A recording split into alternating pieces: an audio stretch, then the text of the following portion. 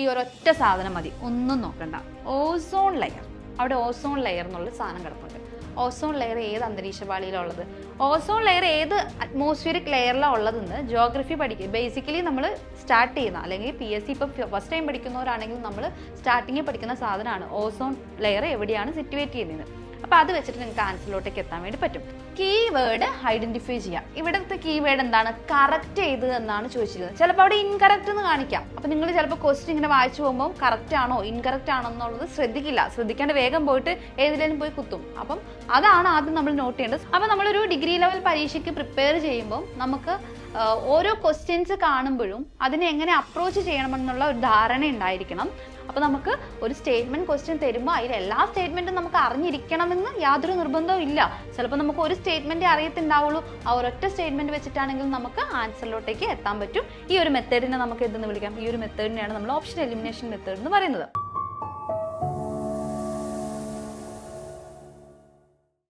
Hi, hello, welcome to competitive cracker. എൻ്റെ പേര് അനുശ്രീ. ഇന്നത്തെ വീഡിയോ ഡിഗ്രി ലെവൽ പരീക്ഷയ്ക്കായി പ്രിപ്പയർ ചെയ്യുന്ന ഉദ്യോഗാർത്ഥികൾക്ക് വേണ്ടിയിട്ടുള്ളതാണ്. ഇന്നത്തെ വീഡിയോയിൽ നമ്മൾ ഡിസ്കസ് ചെയ്യാൻ വേണ്ടി പോകുന്നത് കുറച്ച് സ്റ്റേറ്റ്മെന്റ് ലെവൽ ക്വസ്റ്റ്യൻസ് ആണ്. അതായത് നമ്മുടെ ഡിഗ്രി ലെവൽ പരീക്ഷയ്ക്ക് ജോഗ്രഫി സെക്ഷനിൽ നിന്ന് വന്നിട്ടുള്ള വിവിധ ടൈപ്പ് ഓഫ് സ്റ്റേറ്റ്മെന്റ് ക്വസ്റ്റ്യൻസ് ആണ് ഇന്ന് നമ്മൾ ഡിസ്കസ് ചെയ്യാൻ പോകുന്നത്. അപ്പം ഈ ക്വസ്റ്റ്യൻസ് ഡിസ്കസ് ചെയ്യുന്നതിലൂടെ നിങ്ങൾക്ക് എങ്ങനെയാണ് സ്റ്റേറ്റ്മെന്റ് ലെവൽ ക്വസ്റ്റ്യൻസ് ചോദിക്കുന്നതെന്നും ആ സ്റ്റേറ്റ്മെന്റ് ലെവൽ ക്വസ്റ്റ്യൻസിനെ എങ്ങനെ നേരിടാം എന്നൊക്കെ ഒരു ധാരണ കിട്ടും. അപ്പോൾ നമുക്ക് ക്വസ്റ്റ്യൻസിലേക്ക് പോവാം. നമുക്ക് ഡിഗ്രി ലെവൽ പരീക്ഷയുടെ ഏറ്റവും വലിയ പ്രത്യേകത, ഇപ്പോഴത്തെ ഒരു ട്രെൻഡ് എന്താണ്? സ്റ്റേറ്റ്മെന്റ് ക്വസ്റ്റ്യൻസും ഉണ്ടാവും, ഫാക്ച്വൽ ക്വസ്റ്റ്യൻസും ഉണ്ടാവും. അപ്പം ഇപ്പോഴും പല ആളുകൾക്കും സ്റ്റേറ്റ്മെന്റ് ക്വസ്റ്റ്യൻസിനെ ഒന്ന് ഫേസ് ചെയ്യാൻ ബുദ്ധിമുട്ടുള്ള നിരവധി ആളുകൾ ഇപ്പോഴും ഉണ്ട്. അപ്പോൾ അവർക്ക് വേണ്ടിയിട്ടുള്ളതാണ് ഇന്നത്തെ വീഡിയോ. അപ്പോൾ നമുക്ക് ആദ്യത്തെ ചോദ്യത്തിലേക്ക് പോവാം. ആദ്യത്തെ ചോദ്യം ഇതാണ്, നോക്കിക്കേ.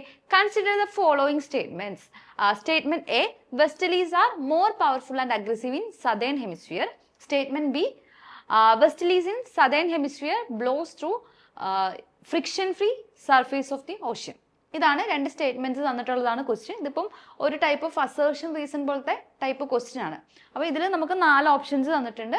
ഇതിൽ എങ്ങനെയാണ് ഇതിന്റെ ആൻസർ വരുന്നതെന്ന് നമുക്ക് എന്ത് ചെയ്യാം, ഒന്ന് കണ്ടുപിടിച്ച് നോക്കാം. അപ്പം ഇങ്ങനെ ഒരു ക്വസ്റ്റ്യൻ കിട്ടുമ്പോൾ, ഇത്തരത്തിലൊരു സ്റ്റേറ്റ്മെന്റ് ലെവൽ ക്വസ്റ്റ്യൻ കിട്ടുമ്പോൾ നമ്മൾ ആദ്യം അത് എന്ത് ടൈപ്പ് ക്വസ്റ്റ്യൻ ആണെന്ന് ആദ്യം ശ്രദ്ധിക്കുക. ഇതിപ്പോൾ ഡയറക്റ്റ് സ്റ്റേറ്റ്മെന്റ് ആയിട്ടല്ല തന്നിരിക്കുന്നത്. സ്റ്റേറ്റ്മെന്റ് എ, സ്റ്റേറ്റ്മെന്റ് ബി എന്ന് പറഞ്ഞിട്ട് ഏകദേശം അസേർഷൻ റീസൺ പോലത്തെ ഒരു ക്വസ്റ്റ്യൻ ആണ് ഈ വന്നിരിക്കുന്നത്. അപ്പൊ സ്റ്റേറ്റ്മെന്റ് എയിൽ എന്താ പറയുന്നത്? Westerlies are more powerful and aggressive in southern hemisphere എന്നാണ് പറഞ്ഞിരിക്കുന്നത്. നമുക്കറിയാം നമ്മുടെ ഭൂമിക്ക് 2 ഹെമിസ്ഫിയേഴ്സ് ആണുള്ളത്, അല്ലെ? ഒന്ന് നോർത്തേൺ ഹെമിസ്ഫിയർ, മറ്റൊന്ന് സദേൺ ഹെമിസ്ഫിയർ. ഈ വെസ്റ്റലീസ് എന്ന് പറഞ്ഞാൽ എന്താണ്? വെസ്റ്റലീസ് എന്ന് വെച്ചിട്ടുണ്ടെങ്കിൽ പെർമനന്റ് വിൻസ് ആണ്. പെർമനന്റ് വിൻസ് ആണ്. ഇതിൽ കൂടി ബ്ലോ ചെയ്യുന്നു. നമ്മുടെ പ്രഷർ ബെൽറ്റ്സിന് ഇടയിലൂടെ മൂവ് ചെയ്യുന്ന പ്രധാനപ്പെട്ട പെർമനന്റ് വിൻസിനെയാണ് നമ്മൾ വെസ്റ്റലീസ് എന്ന് വിളിക്കുന്നത്, അല്ലെ? അപ്പം ഈ വെസ്റ്റലീസ് എവിടെ നിന്നാണ് ഉത്ഭവിക്കുന്നത്? വെസ്റ്റലീസ് വെസ്റ്റേൺ സൈഡിൽ നിന്ന് ബ്ലോ ചെയ്ത് വരുന്ന വിൻഡുകളാണ്, അല്ലെ? അല്ലെങ്കിൽ നമ്മൾ അതിനെ പശ്ചിമവാദങ്ങൾ എന്ന് വിളിക്കുന്നു. അപ്പൊ സ്റ്റേറ്റ്മെന്റ് എയിൽ പറയുന്നത് westerlies are more powerful and aggressive in southern hemisphere എന്നാണ്. അത് ശരിയായിട്ടുള്ള കാര്യമാണ്. നോക്കിക്കേ, വെസ്റ്റലീസ് ഏറ്റവും കൂടുതൽ ശക്തമായിട്ട് അല്ലെങ്കിൽ വളരെ സ്പീഡിൽ വെസ്റ്റലീസ് ബ്ലോ ചെയ്യുന്നത് തീർച്ചയായിട്ടും സദേൺ ഹെമിസ്ഫിയറിലാണ്. അതിനൊരു കാരണമുണ്ട്. അതിന്റെ കാരണം എന്താ? അതിന്റെ കാരണം സദേൺ ഹെമിസ്ഫിയറിൽ കൂടുതലും ഓഷ്യൻസ് ആണുള്ളത്. ഓക്കെ, കോണ്ടിനെന്റ്സ് കൂടുതലും നോർത്തേൺ ഹെമിസ്ഫിയറിലും, സദേൺ ഹെമിസ്ഫിയറിലേക്ക് വരുമ്പോൾ കൂടുതലും ഓഷ്യൻ ആണുള്ളത്. ഓഷ്യന്റെ സർഫേസിന്റെ പ്രത്യേകത എന്താ? ഓഷ്യന്റെ സർഫേസ് ഇങ്ങനെ നിരന്ന് കിടക്കുകയാണ്, അല്ലെ? അവിടെ ഫ്രിക്ഷൻ ഇല്ല. ഫ്രിക്ഷൻ എന്ന് വെച്ചാൽ എന്താണ് ഉദ്ദേശിക്കുന്നത്? ഘർഷണ ബലം. അതായത് ഇപ്പൊ നമ്മളൊരു കോണ്ടിനെന്റ് എടുത്തു നോക്കുകയാണെങ്കിൽ കോണ്ടിനെന്റിൽ ബിൽഡിങ്സ് ഉണ്ടാകും, അല്ലെ? അല്ലെങ്കിൽ മൗണ്ടെയിൻസ് ഉണ്ടാകും. അങ്ങനെ പലതരം ഫിസിയോഗ്രഫിക്കൽ സ്ട്രക്ചേഴ്സ് ഉണ്ടാവും. അപ്പം ഈ സ്ട്രക്ചേഴ്സിന്റെ ഇടയിലൂടെ കാറ്റ് ഇങ്ങനെ ബ്ലോ ചെയ്യുമ്പോൾ, വിൻഡ് ഇങ്ങനെ മൂവ് ചെയ്യുമ്പോൾ തീർച്ചയായിട്ടും അവിടെ ഒരു ഫ്രിക്ഷൻ സംഭവിക്കുന്നുണ്ട്. ഇതിൽ ഓരോന്നിലും തട്ടിയല്ലേ കാറ്റ് വീശുക. അപ്പോൾ അവിടെ കാറ്റിന്റെ വേഗത കുറയുന്നുണ്ട്. അവിടെ ഒരു ഫ്രിക്ഷൻ ഉണ്ട്. സോ നോർത്തേൺ ഹെമിസ്ഫിയറിൽ കൂടുതലും കോണ്ടിനെന്റ് ആയതുകൊണ്ട് ഇതിലേ വീശുന്ന വെസ്റ്റലിക്ക് ഇതിലേ വീശുന്ന കാറ്റുകൾക്ക് അവിടെ ഫ്രിക്ഷൻ സംഭവിക്കുന്നു, അല്ലെ? എന്നാൽ സദേൺ ഹെമിസ്ഫിയർ എന്ന് പറയുന്നത് ഓഷ്യൻ ആണ്, ഫുൾ ഓഷ്യൻ ആണ്. സോ അവിടെ എന്തില്ല? ഫ്രിക്ഷൻ ഇല്ല. ഫ്രിക്ഷൻ ഇല്ലാത്തത് കൊണ്ട് തന്നെ സദേൺ ഹെമിസ്ഫിയറിലൂടെ കാറ്റിന് എന്ത് ചെയ്യാൻ വേണ്ടി പറ്റും? നല്ല സ്പീഡിൽ കാറ്റിന് വീശാൻ വേണ്ടി സാധിക്കും. അതുകൊണ്ട് തന്നെ നമുക്ക് എന്ത് പറയാം? സദേൺ ഹെമിസ്ഫിയറിലെ കാറ്റ് എന്ന് പറയുന്നത്, വെസ്റ്റലീസ് എന്ന് പറയുന്നത് എന്താണ്? നല്ല അഗ്രസീവ് ആണ്, അതുപോലെ തന്നെ പവർഫുൾ ആണ്. അപ്പോൾ സ്റ്റേറ്റ്മെന്റ് എ ശരിയാണ്. Statement A is correct. Statement A correct ആണെങ്കിൽ ഇവിടെ ഏതൊക്കെ ഓപ്ഷൻസ് നമുക്ക് വെട്ടിക്കളയാം? നോക്കിക്കേ, ഇവിടെ ഓപ്ഷൻ ബി നിങ്ങൾ നോക്കിക്കേ. ഓപ്ഷൻ ബിയിൽ സ്റ്റേറ്റ്മെന്റ് എ ഈസ് ഇൻകറക്റ്റ് എന്നാണ് പറയുന്നത്. സോ നമുക്ക് ഓപ്ഷൻ ബി വെട്ടിക്കളയാം. ഓപ്ഷൻ ബി നമുക്ക് ഇവിടെ വെട്ടിക്കളയാം. ഓക്കെ, ഇനി അതേപോലെ വേറെ ഏത് സ്റ്റേറ്റ്മെന്റ് ആണ് നമുക്ക് ഇവിടെ എലിമിനേറ്റ് ചെയ്ത് കളയാൻ പറ്റുന്നത്? ഓപ്ഷൻ സി എലിമിനേറ്റ് ചെയ്തിട്ടില്ലേ? ഓപ്ഷൻ സിയിൽ എന്താ പറയുന്നത്? ബോത്ത് സ്റ്റേറ്റ്മെന്റ്സ് ആർ ഇൻകറക്റ്റ് എന്നാ പറയുന്നത്. എ കറക്റ്റ് ആണെന്ന് നമുക്ക് മനസ്സിലായി അല്ലേ? സ്റ്റേറ്റ്മെന്റ് എ കറക്റ്റ് ആണെന്ന് നമുക്ക് മനസ്സിലായി. അപ്പൊ എ ഇൻകറക്റ്റ് എവിടെയാണോ വരുന്നത് ആ ഓപ്ഷൻ നമുക്ക് എലിമിനേറ്റ് ചെയ്ത് കളയാം. സോ നമ്മൾ എന്ത് ചെയ്തു? സിനെയും എലിമിനേറ്റ് ചെയ്ത് കളഞ്ഞു. ഇപ്പൊ നമ്മൾ 50-50 എത്തി. എപ്പോഴും ഒരു സ്റ്റേറ്റ്മെന്റ് ക്വസ്റ്റ്യൻ വരുമ്പോൾ നിങ്ങൾ ആദ്യം എലിമിനേറ്റ് ചെയ്യാൻ ശ്രമിക്കുക.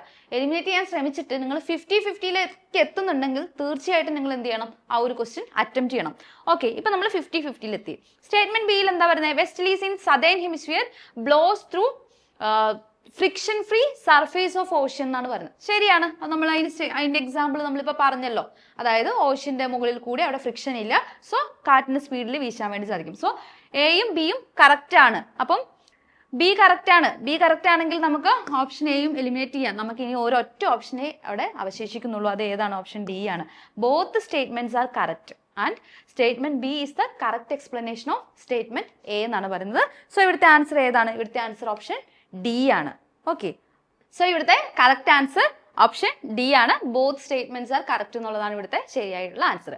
നമുക്ക് അടുത്ത ചോദ്യത്തിലേക്ക് പോവാം. അടുത്ത ചോദ്യം നോക്കിയേ. Consider the following statements. നമുക്ക് 4 സ്റ്റേറ്റ്മെന്റ് തന്നിട്ടുണ്ട്. ഇപ്പൊ ഇത് നമ്മൾ നേരത്തെ ഡിസ്കസ് ചെയ്ത ക്വസ്റ്റ്യൻ എന്ന് പറയുന്നത് സ്റ്റേറ്റ്മെന്റ് ക്വസ്റ്റ്യൻ തന്നെ അസേർഷൻ റീസൺ ടൈപ്പ് ആയിരുന്നു. അതായത് റീസൺ കറക്റ്റ് ആണോ എന്നൊക്കെ ചോദിക്കുന്ന ടൈപ്പ് ക്വസ്റ്റ്യൻ ആണ് നമ്മൾ ആദ്യം ഡിസ്കസ് ചെയ്തത്. ഇപ്പൊ വന്നിരിക്കുന്ന സ്റ്റേറ്റ്മെന്റ് ക്വസ്റ്റ്യൻ എന്ന് പറയുന്നത് കുറച്ചൊരു വ്യത്യസ്തമുള്ള ക്വസ്റ്റ്യൻ ആണ്. നമുക്ക് 4 സ്റ്റേറ്റ്മെന്റ് തന്നിട്ട് അതിൽ ഏതൊക്കെയാണ് കറക്റ്റ് എന്നാണ് ഇവിടെ ചോദിച്ചിരിക്കുന്നത്. അപ്പം ഇത്തരത്തിലുള്ള ചോദ്യങ്ങൾ വരുമ്പോൾ നമ്മൾ ആദ്യം ചെയ്യേണ്ട കാര്യം എന്താ വെച്ചാൽ നമ്മൾ ആദ്യം കീവേഡ് ഐഡന്റിഫൈ ചെയ്യാം. ഇവിടുത്തെ കീവേഡ് എന്താണ്? കറക്റ്റ് ചെയ്ത് എന്നാണ് ചോദിച്ചിരിക്കുന്നത്. ചിലപ്പോൾ അവിടെ ഇൻകറക്റ്റ് എന്ന് കാണിക്കാം. അപ്പൊ നിങ്ങൾ ചിലപ്പോൾ ക്വസ്റ്റ്യൻ ഇങ്ങനെ വായിച്ചു പോകുമ്പോൾ കറക്റ്റ് ആണോ ഇൻകറക്റ്റ് ആണോ എന്നുള്ളത് ശ്രദ്ധിക്കില്ല. ശ്രദ്ധിക്കാണ്ട് വേഗം പോയിട്ട് ഏതിലേലും പോയി കുത്തും. അപ്പം അതാണ് ആദ്യം നമ്മൾ നോട്ട് ചെയ്യേണ്ടത്. സോ നമ്മളിവിടെ കീവേഡ് ഐഡന്റിഫൈ ചെയ്തു. നമ്മളോട് ചോദിച്ചിരിക്കുന്നത് ഏതാണ് കറക്റ്റ് എന്നുള്ളതാണ് ചോദിച്ചിരിക്കുന്നത്. ഫസ്റ്റ് സ്റ്റേറ്റ്മെന്റ് നോക്കാം. Trade winds blow from subtropical high pressure belt to equatorial low pressure belt എന്നാണ് പറയുന്നത്. ഓക്കെ, അപ്പം ഇതും നമ്മുടെ പ്രഷർ ബെൽറ്റുമായിട്ടും അല്ലെങ്കിൽ വിൻഡ് സിസ്റ്റവുമായിട്ട് ബന്ധപ്പെട്ടിട്ടുള്ള ഒരു ക്വസ്റ്റ്യൻ ആണ്. അപ്പൊ ഈ ഒരു ഭാഗത്തു നിന്ന് നിരവധി സ്റ്റേറ്റ്മെന്റ് ക്വസ്റ്റ്യൻസ് വരുന്നുണ്ടെന്ന് നിങ്ങൾ ശ്രദ്ധിക്കുക.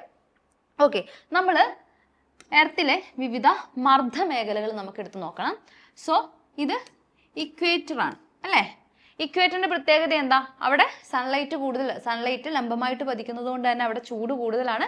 ചൂട് കൂടുതലുള്ള ഏരിയാസ് എന്ന് പറയുമ്പോൾ അവിടെ ടെമ്പറേച്ചർ കൂടുതലാണെങ്കിൽ നോർമലായിട്ട് അത് എന്തായിരിക്കും? ലോ പ്രഷർ ആണ്. ചൂട് എവിടെയാണോ കൂടുതൽ അവിടെ അനുഭവപ്പെടുന്ന പ്രഷർ ലോ പ്രഷർ ആണ്. സോ നമുക്ക് ഈ ഒരു ഭാഗത്തിനെ ഇക്വറ്റോറിയൽ ലോ പ്രഷർ ഏരിയ എന്ന് വിളിക്കാം. ഓക്കെ, നമ്മളോട് ചോദിച്ചിരിക്കുന്നത് ട്രേഡ് വിൻഡുകളെ പറ്റിയിട്ടാണ്, വാണിജ്യവാദങ്ങളെ പറ്റിയിട്ടാണ്. ഈ വാണിജ്യവാദങ്ങൾ എന്ന് പറയുന്നത് എവിടെ നിന്ന് എങ്ങോട്ട് വീശുന്നതാ? അതായത് ഇക്വേറ്ററിന്റെ രണ്ട് സൈഡിലുമായിട്ട് വീശുന്ന കാറ്റുകളെയാണ് നമ്മൾ ട്രേഡ് വിൻഡുകൾ എന്ന് പറയുന്നത്. അപ്പം കാറ്റ് എന്ന് പറയുന്നത് എപ്പോഴും വീശുന്നത് ഹൈ പ്രഷറിൽ നിന്നും ലോ പ്രഷറിലേക്കായിരിക്കും. അത് ആദ്യം പഠിച്ചു വെക്കുക. കാറ്റ് വീശുന്നത് എപ്പോഴും ഹൈ പ്രഷറിൽ നിന്നും ലോ പ്രഷറിലേക്കായിരിക്കും എന്ന ഫാക്ട് നിങ്ങൾ ആദ്യം പഠിച്ചു വെക്കുക. അപ്പം ഇക്വേറ്ററിന്റെ മുകളിലുള്ള ഏരിയാസ് എന്ന് പറയുന്നത് സബ് ട്രോപ്പിക്സ് ആണ്. ഓക്കെ, ഇക്വേറ്ററിന്റെ മുകളിലും താഴെയായിട്ട് കിടക്കുന്ന ഏരിയാസിന് നമുക്ക് സബ് ട്രോപ്പിക്സ് എന്ന് വിളിക്കാം. ഇക്വേറ്ററിനെ അപേക്ഷിച്ച് സബ് ട്രോപ്പിക്സിലേക്ക് നോക്കുമ്പോൾ അവിടെ ടെമ്പറേച്ചർ കുറവാണ്. ടെമ്പറേച്ചർ എവിടെയാണോ കുറവ് ആ ഏരിയാസിന് നമുക്ക് ഹൈ പ്രഷർ എന്ന് വിളിക്കാം. അപ്പൊ നമുക്ക് ഇതിനെ എന്ത് വിളിക്കാം? Sub tropical high pressure area. ഇതും എന്താണ്? Sub tropical high pressure area അല്ലേ? ഇനി എവിടെ നിന്നാ കാറ്റ് വീശുക? ഹൈ പ്രഷറിൽ നിന്നും ലോ പ്രഷറിലേക്കാണ് കാറ്റ് വീശുന്നത്. സോ ഇവിടുന്ന് ഹൈ പ്രഷർ ഏരിയാസിൽ നിന്ന് എന്ത് ചെയ്യുന്നു? നമ്മുടെ കാറ്റ് എന്ത് ചെയ്യുന്നു? ഇക്വറ്റോറിയൽ ലോ പ്രഷർ ഏരിയാസിലേക്ക് വീശുന്നു. ഹൈ പ്രഷർ ഏരിയാസിൽ നിന്ന് ഇക്വറ്റോറിയൽ ലോ പ്രഷർ ഏരിയാസിലേക്ക് വീശുന്നു. ഓക്കെ, അപ്പൊ അത് തന്നെയല്ലേ അവിടെ പറഞ്ഞിരിക്കുന്നത്. അവിടെ എന്താ പറഞ്ഞിരിക്കുന്നത്? Trade winds blow from subtropical high pressure belt to equatorial low pressure belt എന്നാണ് പറഞ്ഞിരിക്കുന്നത്. സോ സ്റ്റേറ്റ്മെന്റ് 1 എന്താണ്? സ്റ്റേറ്റ്മെന്റ് 1 കറക്റ്റ് ആണ്. സ്റ്റേറ്റ്മെന്റ് 1 കറക്റ്റ് ആണെങ്കിൽ നമുക്ക് എന്ത് ചെയ്യണം? ഓപ്ഷൻസ് എലിമിനേറ്റ് ചെയ്യാൻ പറ്റുന്നുണ്ടോ എന്ന് നോക്കുക. നമ്മളോട് ചോദിച്ചിരിക്കുന്നത് കറക്റ്റ് സ്റ്റേറ്റ്മെന്റ് ഏതാണെന്നല്ലേ. അപ്പൊ നമുക്ക് ഇവിടെ ഓപ്ഷൻ എലിമിനേറ്റ് ചെയ്യാൻ ഉണ്ടോ എന്തെങ്കിലും? നോക്കിക്കേ, ഒന്നില്ലാത്ത ഓപ്ഷൻസ് ഒക്കെ നമുക്ക് എന്ത് ചെയ്യാം? വെട്ടിക്കളയാം. സോ നമുക്ക് എന്ത് വെട്ടിക്കളയാം? നമുക്ക് സിയും ബിയും വെട്ടിക്കളയാം അല്ലേ? സിയും ബിയും നമുക്ക് വെട്ടിക്കളയാം. സോ നമ്മളിപ്പം 50-50 വീണ്ടും എത്തി. 50-50 നമ്മൾ വീണ്ടും എത്തി. സെക്കൻഡ് സ്റ്റേറ്റ്മെന്റ് നമുക്ക് നോക്കാം. സെക്കൻഡ് സ്റ്റേറ്റ്മെന്റ് നോക്കിയേ. The land breeze and see breeze are examples of trade winds എന്നാ പറയുന്നത്. ട്രേഡ് വിൻഡിന് എക്സാമ്പിൾ ആണോ ലാൻഡ് ബ്രീസും സീ ബ്രീസ് ഒക്കെ? അല്ല. ലാൻഡ് ബ്രീസ് ആണെങ്കിലും സീ ബ്രീസ് ആണെങ്കിലും ട്രേഡ് വിൻഡുകൾക്ക് എക്സാമ്പിൾ അല്ല. അത് എന്ത് വിൻഡുകളാണ്? അത് സീസണൽ വിൻഡ്സ് ആണ് അല്ലേ? സോ അത് നമുക്ക് വെട്ടിക്കളയാം. അത് തെറ്റാണ്. സോ ഓപ്ഷൻ 2 തെറ്റാണ്. ഓപ്ഷൻ 2 തെറ്റാണെങ്കിലും നമുക്ക് ഇവിടെ എലിമിനേറ്റ് ചെയ്യാൻ ഓപ്ഷൻ ഒന്നുമില്ല. ശരിക്കും നമ്മൾ 2 തെറ്റാണോ ശരിയാണോ എന്ന് പോലും നോക്കേണ്ട ആവശ്യമില്ല. കാരണം ഇവിടെ അവശേഷിക്കുന്ന സ്റ്റേറ്റ്മെന്റ്സിൽ ഓപ്ഷൻസിൽ ഒന്നും 2 ഇല്ല. അപ്പൊ നമുക്ക് 2നെ ഇഗ്നോറേ ചെയ്ത് കളയായിരുന്നു അല്ലെ? സെക്കൻഡ് സ്റ്റേറ്റ്മെന്റ് നോക്കേണ്ടേ ആവശ്യം വരുന്നില്ല. നമുക്ക് അടുത്ത ഓപ്ഷൻ നോക്കാം. Trade winds blow steadily in the same direction and in a constant course എന്നാണ് പറയുന്നത്. അത് ശരിയാണോ? തേർഡ് ശരിയാണോ? തേർഡ് ശരിയാണോ ഇല്ലയോ എന്ന് അറിഞ്ഞാൽ നമുക്ക് എന്ത് ചെയ്യാൻ വേണ്ടി പറ്റും? നമുക്ക് ആൻസറിലേക്ക് എത്താൻ വേണ്ടി സാധിക്കും. കാരണം 1 ഇവിടെ കോമൺ ആണ്. ഫസ്റ്റ് സ്റ്റേറ്റ്മെന്റ് കോമൺ ആണ്. ഇനി നമുക്ക് തേർഡ് മാത്രം അറിഞ്ഞാൽ മതി. തേർഡ് ശരിയാണോ ഇല്ലയോ എന്ന് മാത്രം അറിഞ്ഞാൽ മതി. അപ്പൊ നമുക്ക് നോക്കാം തേർഡ് ശരിയാണോ അല്ലയോ എന്ന് നോക്കാം. തേർഡ് സ്റ്റേറ്റ്മെന്റ് എന്താണ്? തേർഡ് സ്റ്റേറ്റ്മെന്റ് കറക്റ്റ് ആണ്. ഇതിന്റെ ആൻസർ ഓപ്ഷൻ ഡി ആണ്. തേർഡ് സ്റ്റേറ്റ്മെന്റിൽ എന്താ പറയുന്നത്? Trade winds blow steadily in the same direction and in a constant course എന്നാണ് പറയുന്നത്. അത് ശരിയായിട്ടുള്ള പ്രസ്താവനയാണ്. സോ ഈ ഒരു ചോദ്യത്തിന്റെ ആൻസർ 1, 3 എന്നതാണ്. അപ്പൊ 2, 4 എന്താണ്? 2, 4 തെറ്റാണ്.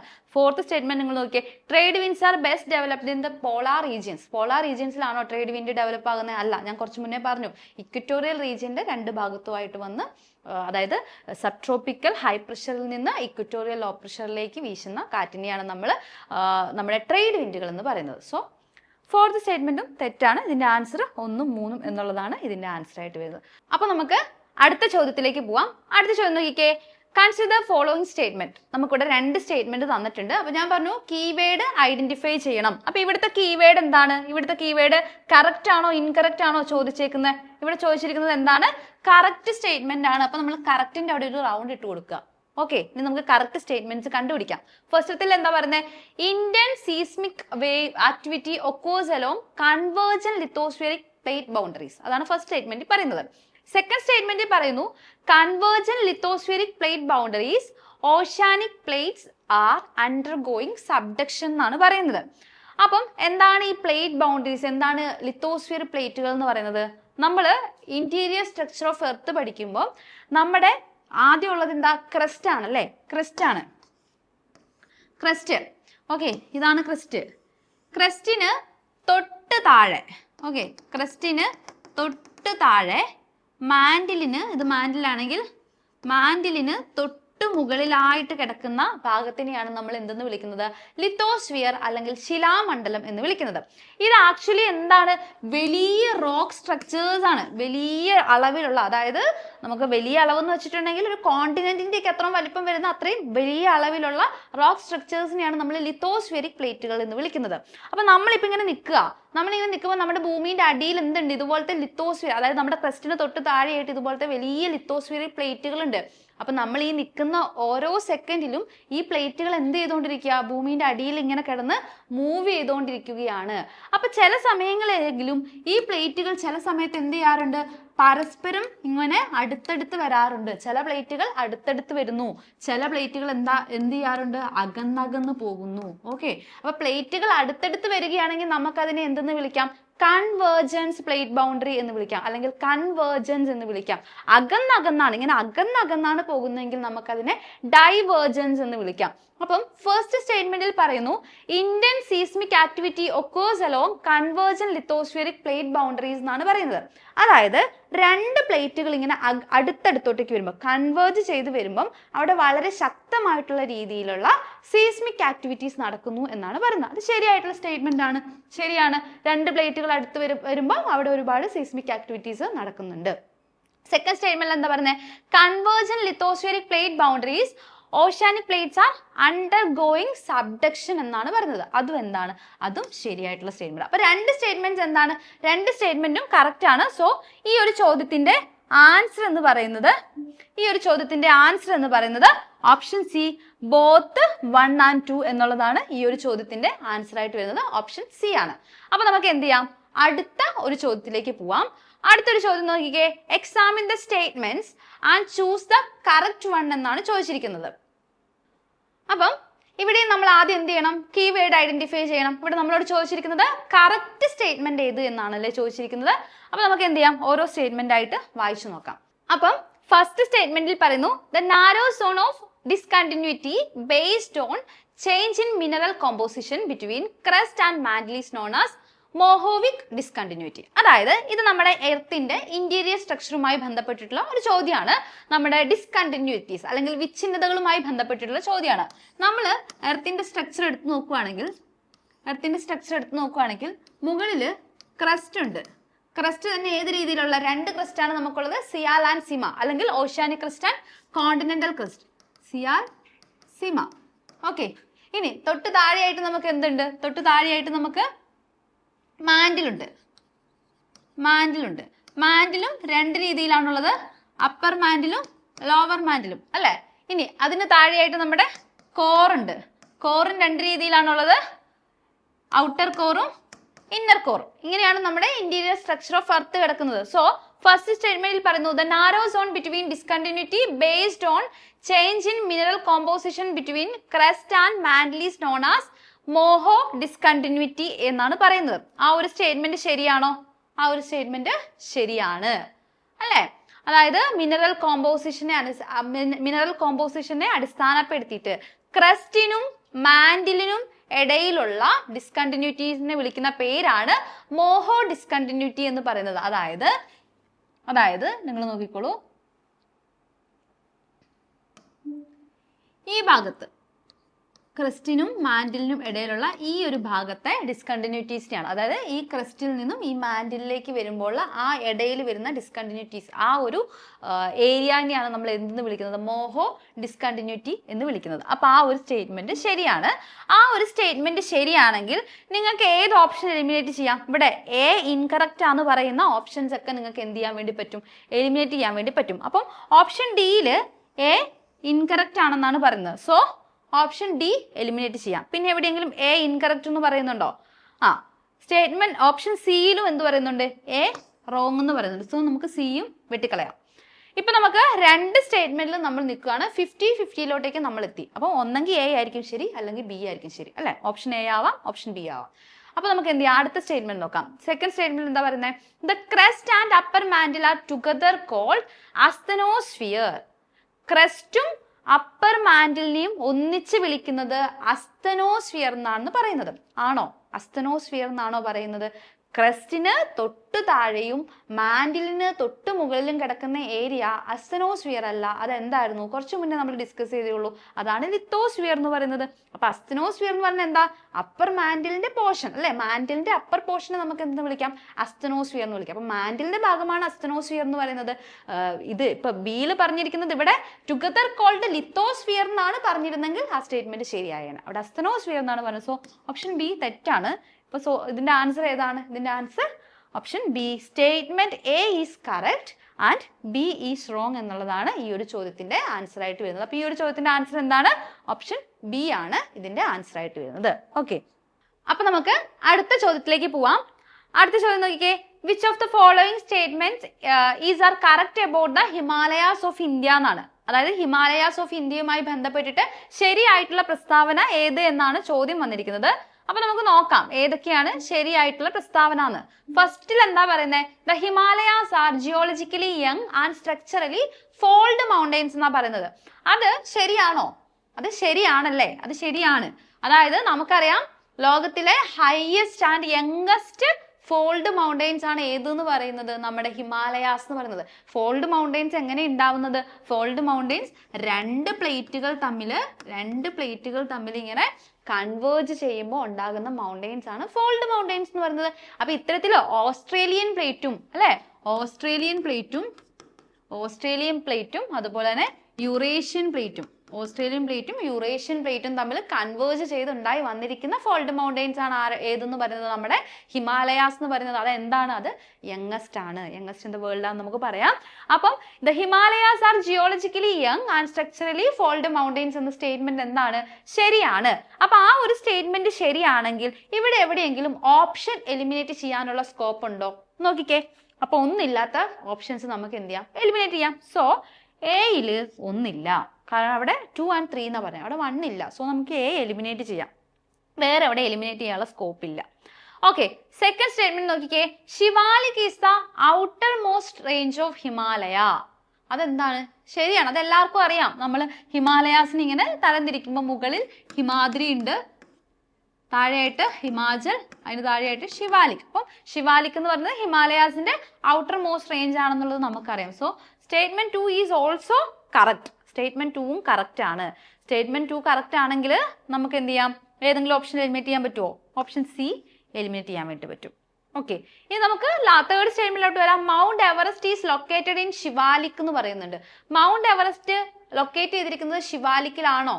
ശിവാലിക്കിലല്ല, അത് ഹിമാചൽ റേഞ്ചസിലാണ് മൗണ്ട് എവറസ്റ്റ് ലൊക്കേറ്റ് ചെയ്തിരിക്കുന്നത്. സോ 3 തെറ്റാണ്. 3 തെറ്റാണെങ്കിൽ ഡി എലിമിനേറ്റ് ചെയ്താൽ നമുക്ക് ആൻസറിലോട്ട് കിട്ടും. Answer option B 1 and 2 only എന്നുള്ളതാണ് നമുക്കിവിടെ ആൻസർ ആയിട്ട് വരുന്നത്. ഇതേ ചോദ്യത്തിനെ നമുക്ക് വേറൊരു രീതിയിലും കൂടി എന്ത് ചെയ്യാൻ വേണ്ടി പറ്റും, വേറൊരു രീതിയിലും കൂടി നമുക്ക് ആൻസറിലേക്ക് എത്താൻ വേണ്ടി പറ്റും. അതും കൂടി ഒന്ന് കാണിച്ചു തരാം. നിങ്ങൾ നോക്കിക്കേ, നമുക്ക് 3 സ്റ്റേറ്റ്മെന്റ്സ് തന്നിട്ടുണ്ട്. ഇപ്പൊ നിങ്ങൾക്ക് ഒന്നാമത്തെ സ്റ്റേറ്റ്മെന്റ് വായിച്ചിട്ട് ഒന്നും അറിയില്ല, രണ്ടാമത്തെ സ്റ്റേറ്റ്മെന്റ് വായിച്ചിട്ട് ഒന്നും അറിയില്ല എന്ന് കരുതുക. മൗണ്ട് എവറസ്റ്റ് പിന്നെ നമുക്ക് അറിയാം, ബേസിക് ആണ്, മൗണ്ട് എവറസ്റ്റിന്റെ കാര്യം അറിയാം. Mount Everest ശിവാലിക്കിലല്ല. ശിവാലിക് എന്ന് പറയുന്നത് നമ്മുടെ ഏറ്റവും അടിയിൽ കിടക്കുന്ന ആളാണ് അല്ലെ. ശിവാലിക്കിലല്ല മൗണ്ട് എവറസ്റ്റ് ഉള്ളതെന്ന് നമുക്ക് ബേസിക് ആയിട്ടൊരു ഐഡിയ ഉണ്ടെങ്കിൽ നമുക്കറിയാം തേർഡ് സ്റ്റേറ്റ്മെന്റ് തെറ്റാണെന്ന്. തേർഡ് സ്റ്റേറ്റ്മെന്റ് തെറ്റാണെങ്കിൽ നിങ്ങൾക്ക് ഈസി ആയിട്ട് എന്ത് ചെയ്യാൻ വേണ്ടി പറ്റും, ഓപ്ഷൻസ് എലിമിനേറ്റ് ചെയ്യാൻ വേണ്ടി പറ്റും. കാരണം തേർഡ് സ്റ്റേറ്റ്മെന്റ് ഈ ഓപ്ഷൻസിൽ 3 വരുന്നതെല്ലാം നമുക്ക് വെട്ടിക്കളയാൻ വേണ്ടി പറ്റും.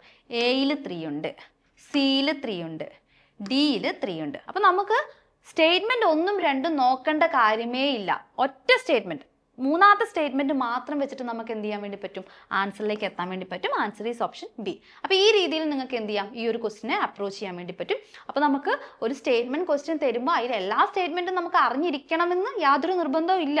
ചിലപ്പോൾ നമുക്ക് ഒരു സ്റ്റേറ്റ്മെന്റ് അറിയത്തുണ്ടാവുള്ളൂ. ആ ഒരൊറ്റ സ്റ്റേറ്റ്മെന്റ് വെച്ചിട്ടാണെങ്കിൽ നമുക്ക് ആൻസറിലോട്ടേക്ക് എത്താൻ പറ്റും. ഈ ഒരു മെത്തേഡിനെ നമുക്ക് എന്തെന്ന് വിളിക്കാം, ഈ ഒരു മെത്തേഡിനെയാണ് നമ്മൾ ഓപ്ഷൻ എലിമിനേഷൻ മെത്തേഡ് എന്ന് പറയുന്നത്. അപ്പം നിങ്ങൾക്ക് ഓപ്ഷൻ എലിമിനേഷൻ ഉപയോഗിച്ചിട്ട് ധാരാളം ക്വസ്റ്റ്യൻസ് ആൻസർ ചെയ്യാൻ വേണ്ടി സാധിക്കുന്നതാണ്. അപ്പൊ നമുക്ക് അടുത്ത ചോദ്യത്തിലേക്ക് പോവാം. അടുത്ത ചോദ്യം നോക്കിക്കേ. Identify the layer of atmosphere mentioned in the facts listed and choose the correct answer from those given below. അതായത് ഇവിടെ 2 സ്റ്റേറ്റ്മെന്റ് തന്നിരിക്കുകയാണ്. അപ്പൊ ആ സ്റ്റേറ്റ്മെന്റ് വായിച്ചിട്ട് നമ്മൾ ഐഡന്റിഫൈ ചെയ്യണം ഏത് അറ്റ്മോസ്ഫിയറിക് ലെയർ ആണെന്നുള്ളത് ഐഡന്റിഫൈ ചെയ്യണം. അപ്പൊ നമുക്ക് നോക്കാം. ഫസ്റ്റ് ഇതൊക്കെ എന്താണ്, സ്റ്റേറ്റ്മെന്റ് ടൈപ്പിന്റെ പല വേരിയേഷൻസ് ആണ്. ഇപ്പൊ നമ്മൾ പല വേരിയേഷൻസ് കണ്ടു. ആദ്യത്തേൽ നമ്മൾ അസേർഷൻ റീസൺ കണ്ടു, രണ്ടാമത്തേൽ നമ്മൾ 4 സ്റ്റേറ്റ്മെന്റ്സ് തന്നിട്ട് അതിൽ നിന്ന് കണ്ടുപിടിക്കുന്നത് കണ്ടു. അപ്പൊ പല ടൈപ്പിലുള്ള സ്റ്റേറ്റ്മെന്റ്സ് നമുക്ക് വരാം. ഇവിടെ തന്നിരിക്കുന്നത് കണ്ടില്ലേ, ഇവിടെ നമുക്ക് 2 എക്സ്പ്ലനേഷൻ തന്നേക്കാണ്. അതായത് ഏതോ ഒരു അറ്റ്മോസ്ഫിയറിക് ലെയറിന്റെ എക്സ്പ്ലനേഷൻ തന്നേക്കാണ്. ആ എക്സ്പ്ലനേഷൻ വായിച്ചുകൊണ്ട് നമ്മൾ എന്ത് ചെയ്യണം, ഐഡന്റിഫൈ ചെയ്യണം. പല രീതിയിലുള്ള ചോദ്യങ്ങൾ നമുക്ക് സ്റ്റേറ്റ്മെന്റ് ലെവലിൽ എക്സ്പെക്ട് ചെയ്യാം. അപ്പം ഈ ചോദ്യത്തിന്റെ ആൻസർ നമുക്കൊന്ന് ചെയ്ത് നോക്കാം. അപ്പൊ ഫസ്റ്റ് സ്റ്റേറ്റ്മെന്റിൽ എന്താ പറയണേ, ഫസ്റ്റ് സ്റ്റേറ്റ്മെന്റിൽ പറഞ്ഞു here temperature remains constant up to a height of 20 kilometers and afterwards it gradually increases up to a height of 50 kilometers because of the presence of ozone layer. ഈ ഒരൊറ്റ സാധനം മതി, ഒന്നും നോക്കണ്ട. ഓസോൺ ലെയർ, അവിടെ ozone layer എന്നുള്ള സാധനം കിടപ്പുണ്ട്.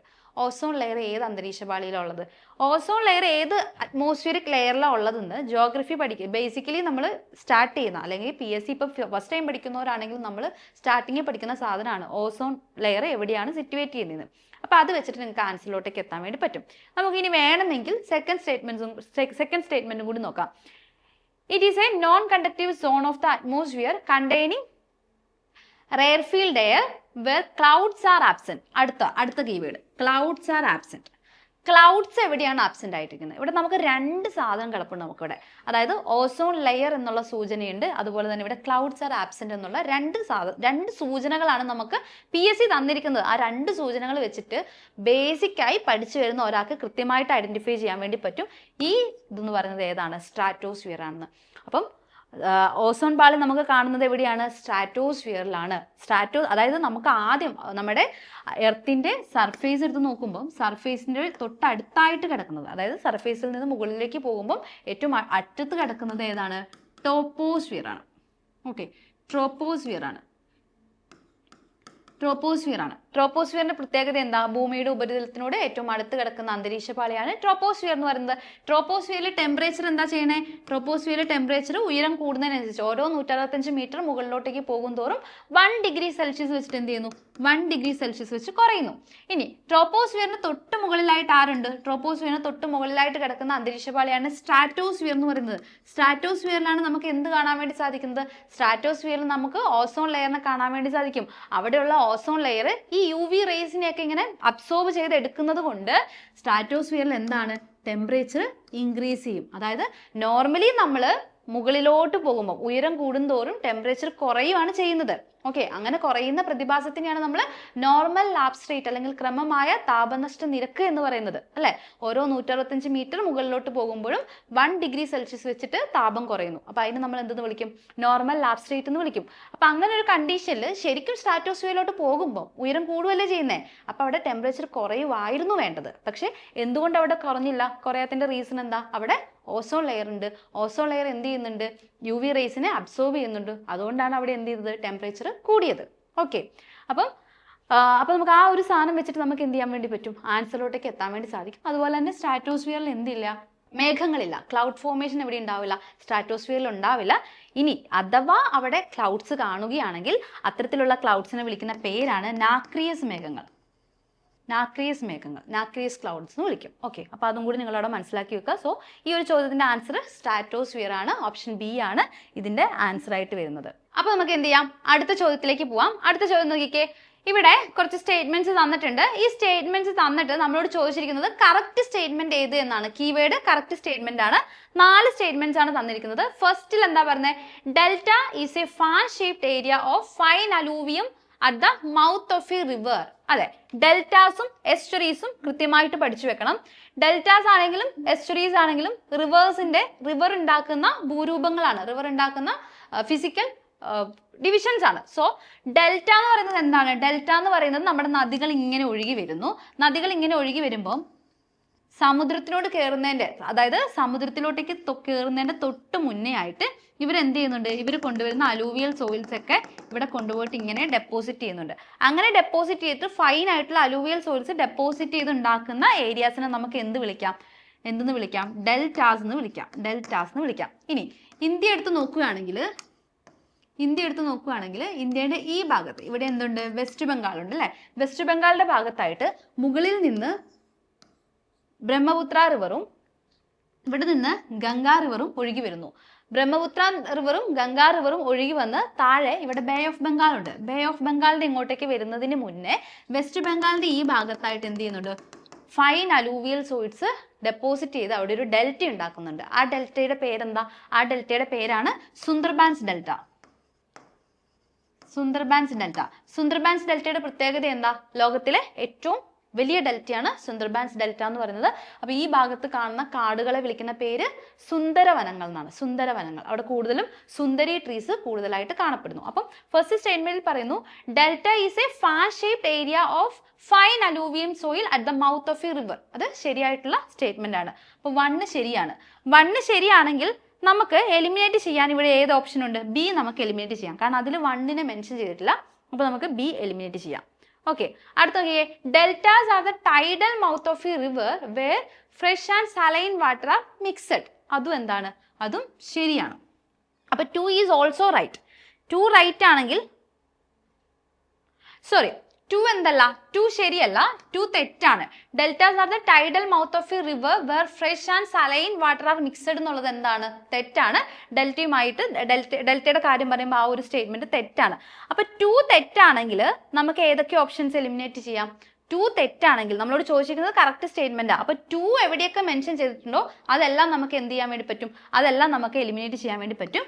സോ എ എലിമിനേറ്റ് ചെയ്യാം, സി എലിമിനേറ്റ് ചെയ്യാം. അപ്പൊ നമ്മൾ ഡയറക്റ്റ് ആയിട്ട് ആൻസറിലേക്ക് എത്തി. ഇനിയിപ്പോൾ ബാക്കി 2 സ്റ്റേറ്റ്മെന്റ്സ് നമുക്ക് വായിക്കേണ്ട പോലും ആവശ്യം വരുന്നില്ല. ഡയറക്റ്റ് ആൻസറിലേക്ക് എത്തി. ആൻസർ ഏതാണ്? ഓപ്ഷൻ ഡി ആണ്. 1, 3 ആൻഡ് 4 എന്നുള്ളതാണ് ഇവിടെ ശരിയായിട്ട് വന്നിരിക്കുന്നത്. അപ്പൊ നമുക്ക് 3ഉം 4ഉം വെറുതെ ഒന്ന് വായിച്ചു നോക്കാം. തേർഡ് സ്റ്റേറ്റ്മെന്റ് എന്താ പറയുന്നത്? For the formation of delta a shallow sea a river with substantial load of suspended rock materials and calm water offshore are necessary. ശരിയാണ്. അടുത്തത് deltas are formed on the shores of high tidal areas. അതെ, high tidal ഏരിയാസിൽ deltas form ചെയ്യുന്നു. അതായത് high tidal areas വരുന്ന വേലിയേറ്റ സമയത്തുള്ള തീരപ്രദേശത്ത് deltas form ചെയ്യുന്നു എന്നുള്ളത് എന്താണ്? ശരിയായിട്ടുള്ള സ്റ്റേറ്റ്മെന്റ് ആണ്. സോ 4 ശരിയാണ്. അപ്പൊ ഇതിന്റെ ആൻസർ ഓപ്ഷൻ ഡി ആണ്. 1, 3 and 4 എന്നുള്ളതാണ് ഇവിടെ ആൻസർ ആയിട്ട് വരുന്നത്. അപ്പൊ നമ്മൾ എന്തായാലും ഡെൽറ്റ പറഞ്ഞത് കൊണ്ട് മാത്രം മറ്റൊരു കാര്യം കൂടി നിങ്ങൾ പഠിച്ചു വെക്കുക. ഇന്ത്യക്ക് രണ്ട് സൈഡ്, അതായത് ഈസ്റ്റേൺ കോസ്റ്റ് ഉണ്ട്, വെസ്റ്റേൺ കോസ്റ്റ് ഉണ്ട്. ഇന്ത്യയുടെ ഇങ്ങോട്ടേക്കും റിവേഴ്സ്, ഈസ്റ്റേൺ കോസ്റ്റൽ പ്ലെയിൻസിന് ഇങ്ങോട്ടും റിവേഴ്സ് ഒഴുകി വരുന്നുണ്ട്, വെസ്റ്റേൺ സൈഡിലേക്കും റിവേഴ്സ് ഒഴുകി പോകുന്നുണ്ട്. ഓക്കെ, എന്നാൽ റിവേഴ്സ് ഡെൽറ്റാസ് ക്രിയേറ്റ് ചെയ്യുന്നത് എപ്പോഴും എവിടെയാണ്? ഈസ്റ്റേൺ സൈഡിലാണ്. ഓക്കെ, അത് കൃത്യമായി പഠിച്ചു വെക്കുക. ഇന്ത്യയുടെ ഈസ്റ്റേൺ സൈഡിലാണ് ഡെൽറ്റാസ് നദികൾ ക്രിയേറ്റ് ചെയ്യുന്നത്. എന്നാൽ ഇന്ത്യയുടെ വെസ്റ്റേൺ സൈഡിൽ, അതായത് നമ്മുടെ കേരളത്തിന്റെ ഈ ഒരു കോസ്റ്റൽ സൈഡിലോട്ടേക്കൊക്കെ ക്രിയേറ്റ് ആവുന്നത് എന്താണ്? അഴിമുഖങ്ങളാണ്, അല്ലെങ്കിൽ എസ്റ്റുറീസ് ആണ്. അത് നിങ്ങൾ കൃത്യമായിട്ട് തന്നെ ഒന്ന് പഠിച്ചു വെക്കണം. ഈസ്റ്റേൺ സൈഡിലാണെങ്കിൽ ഡെൽറ്റാസ്, വെസ്റ്റേൺ സൈഡിലാണെങ്കിൽ എസ്റ്റുറീസ് ആണ് ക്രിയേറ്റ് ആവുന്നത് എന്നുള്ളതും കൂടി അതിന്റെ കൂട്ടത്തിൽ തന്നെ ഒന്ന് പഠിച്ചു വെക്കുക. അപ്പൊ നമുക്ക് ഈ ഒരു ചോദ്യത്തിന്റെ ആൻസർ നമ്മൾ ഡിസ്കസ് ചെയ്തു. ഈ ഒരു ചോദ്യത്തിന്റെ ആൻസർ 1, 3 and 4 എന്നുള്ളതാണ്. നമുക്ക് അടുത്ത ചോദ്യത്തിലേക്ക് പോവാം. അടുത്ത ചോദ്യം നോക്കിക്കേ. ഇവിടെ നമുക്ക് 4 സ്റ്റേറ്റ്മെന്റ്സ് തന്നിട്ടുണ്ട്. ഈ 4 സ്റ്റേറ്റ്മെന്റ് തന്നിട്ട് ഇതിൽ ഏതാണ് തെറ്റ്? 1 is wrong, 2 is wrong, 3 is wrong, 4 is wrong. അപ്പൊ ഏതാണ് തെറ്റ് എന്നുള്ളതാണ് ഇവിടെ ചോദിച്ചിരിക്കുന്നത്.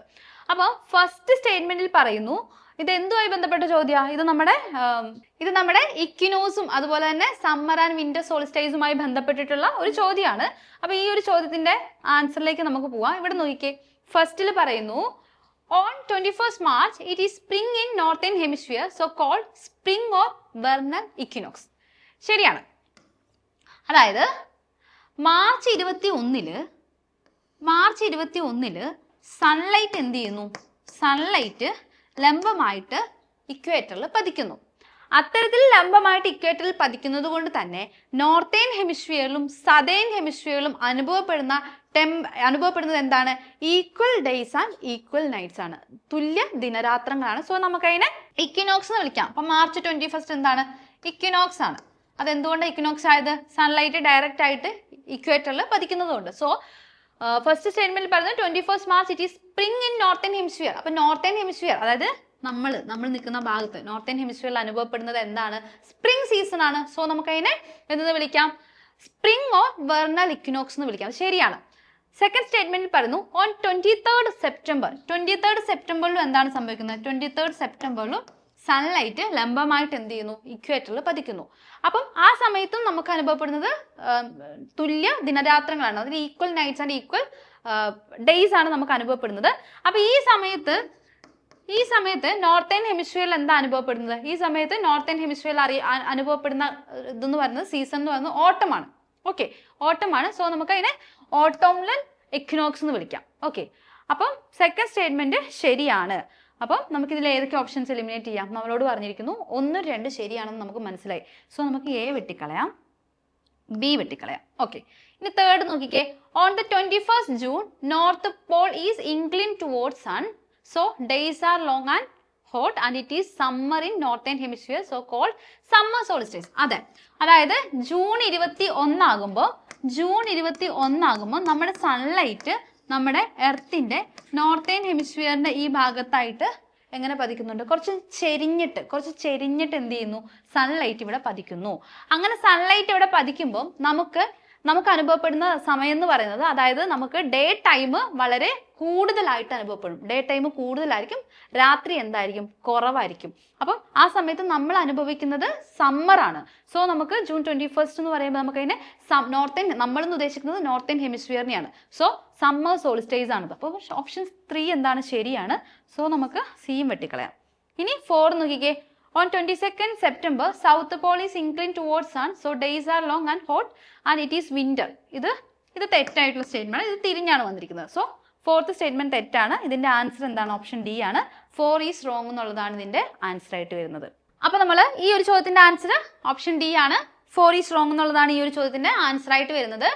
അപ്പൊ ഇതുവരെ നമ്മൾ ഡിസ്കസ് ചെയ്തത് ഡിഗ്രി ലെവൽ ചോദിച്ചിട്ടുള്ള പ്രധാനപ്പെട്ട കുറച്ച് സ്റ്റേറ്റ്മെന്റ് ക്വസ്റ്റ്യൻസ് ആണ്. ജോഗ്രഫിയിൽ ചോദിച്ചിട്ടുള്ള കുറച്ച് സ്റ്റേറ്റ്മെന്റ് ക്വസ്റ്റ്യൻസ്. അതായത് സ്റ്റേറ്റ്മെന്റ് ക്വസ്റ്റ്യൻസ് ഏതൊക്കെ രീതിയിൽ വരുന്നു, പല രീതിയിൽ സ്റ്റേറ്റ്മെന്റ്സ് ചോദിക്കാം. അപ്പൊ ആ ഒരു സെക്ഷനാണ് നമ്മൾ ഇപ്പം ഡിസ്കസ് ചെയ്തത്. അപ്പം ഈ ഒരു 9ഓളം ക്വസ്റ്റ്യൻസ് നമ്മളിപ്പോൾ ഡിസ്കസ് ചെയ്തു. ഈ ചോദ്യങ്ങളിലൂടെ പോയപ്പോൾ നിങ്ങൾക്ക് ഏകദേശം ഒരു ധാരണ കിട്ടിയിട്ടുണ്ടാവും എങ്ങനെയാണ് ചോദ്യങ്ങൾ വരുന്നത്, അതിനെ എങ്ങനെ നമുക്ക് ആൻസർ ചെയ്യാം, അല്ലെങ്കിൽ നമുക്ക് എങ്ങനെ ഓപ്ഷൻസിനെ എലിമിനേറ്റ് ചെയ്യാം എന്നൊക്കെ ഉള്ളതിനെ പറ്റിയിട്ട് ഒരു ധാരണ കിട്ടിയിട്ടുണ്ടാവും. അപ്പോൾ നമ്മളൊരു ഡിഗ്രി ലെവൽ പരീക്ഷയ്ക്ക് പ്രിപ്പയർ ചെയ്യുമ്പോൾ നമുക്ക് ഓരോ ക്വസ്റ്റ്യൻസ് കാണുമ്പോഴും അതിനെ എങ്ങനെ അപ്രോച്ച് ചെയ്യണമെന്നുള്ള ഒരു ധാരണ ഉണ്ടായിരിക്കണം. അപ്പോൾ നമുക്ക് നിങ്ങളിപ്പം എല്ലാവരും അടുത്ത പരീക്ഷയ്ക്ക് വേണ്ടി എല്ലാവരും പ്രിപ്പയർ ചെയ്തുകൊണ്ടിരിക്കുമായിരിക്കും, സ്റ്റാർട്ട് ചെയ്തിട്ടുണ്ടാവും. അപ്പോൾ നിങ്ങൾ ആദ്യം ചെയ്യേണ്ട ഒരു കാര്യം എന്താ, പ്രീവിയസ് ഇയർ ക്വസ്റ്റ്യൻസ് എടുക്കണം. ഓരോ ടോപ്പിക്ക് പഠിച്ചു കഴിയുമ്പോൾ, ഇപ്പോൾ ഒരു എക്സാമ്പിൾ പറഞ്ഞത് ഇവിടെ ഇപ്പം നമ്മൾ സീസൺസിൻ്റെ ഒരു ക്വസ്റ്റ്യൻ ആണ് ഈ ചോദിച്ചിരിക്കുന്നത്. അപ്പം സീസൺസ് നിങ്ങൾ പഠിച്ചു കഴിയുമ്പോൾ എന്ത് ചെയ്യുക, നിങ്ങൾ പ്രീവിയസ് ഇയർ ക്വസ്റ്റ്യൻ എടുക്കുക. പ്രീവിയസ് ഇയർ ക്വസ്റ്റ്യൻ എടുത്തിട്ട് ആ ഒരു ഏരിയയിൽ നിന്ന് വന്നിട്ടുള്ള പ്രധാനപ്പെട്ട ക്വസ്റ്റ്യൻസ് ഫുൾ എടുത്തിട്ട് നിങ്ങൾ എന്ത് ചെയ്യുക, വർക്കൗട്ട് ചെയ്ത് നോക്കുക. അതായത് സ്റ്റേറ്റ്മെന്റ് വരുമ്പോൾ നിങ്ങൾക്ക് ആൻസർ ചെയ്യാൻ പറ്റുന്നുണ്ടോ. സ്റ്റേറ്റ്മെന്റ് മാത്രമല്ല BSc ചോദിക്കാറുള്ളത്, ഫാക്ച്വൽ ആയിട്ടുള്ള ഡയറക്റ്റ് ക്വസ്റ്റ്യൻസ് ചോദിക്കാറുണ്ട്. അപ്പോൾ അത് ആൻസർ ചെയ്യാൻ പറ്റുന്നുണ്ടോ. ചിലർക്ക് സ്റ്റേറ്റ്മെന്റ് വേഗം ആൻസർ ചെയ്യാൻ പറ്റുന്ന ഫാക്റ്റ് കിട്ടത്തില്ല.